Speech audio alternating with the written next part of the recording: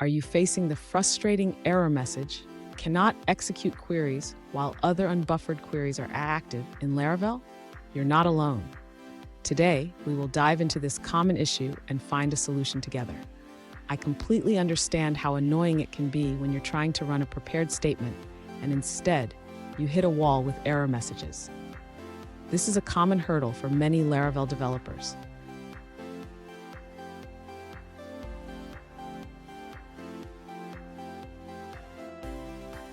Let's look at the specific situation. One user reached out with a prepared statement that was throwing an error. They mentioned that this is the entry point of their controller, so there shouldn't be any prior queries running. Sound familiar? Let's explore this together. So what does this error mean? It typically indicates that there are unbuffered queries still active when you try to execute a new one. This can happen if you're using the load data in file command without proper buffering settings.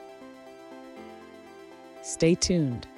I have a crucial tip at the end that will help you avoid this issue in the future.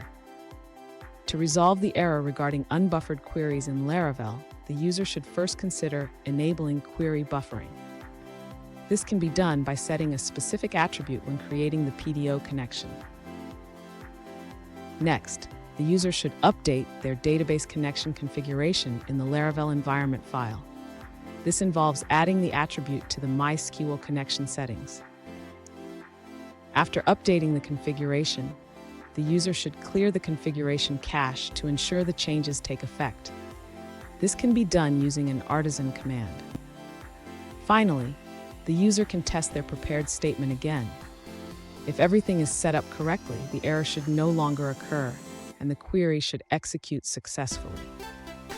Fun fact, did you know that the first SQL databases were created in the 1970s?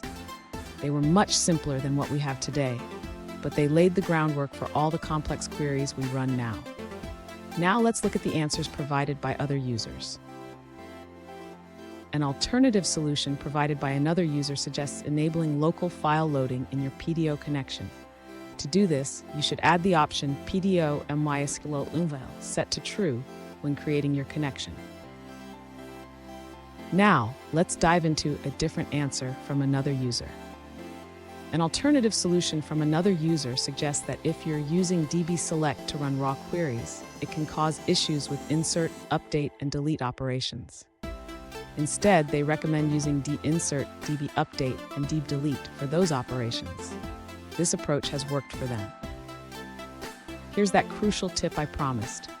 Always check your query settings and ensure you're managing your database connections properly.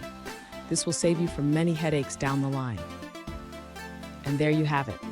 By enabling query buffering or managing your queries properly, you can avoid that pesky error. If you found this video helpful, please subscribe for more tips. And remember to keep your coding smooth and error-free.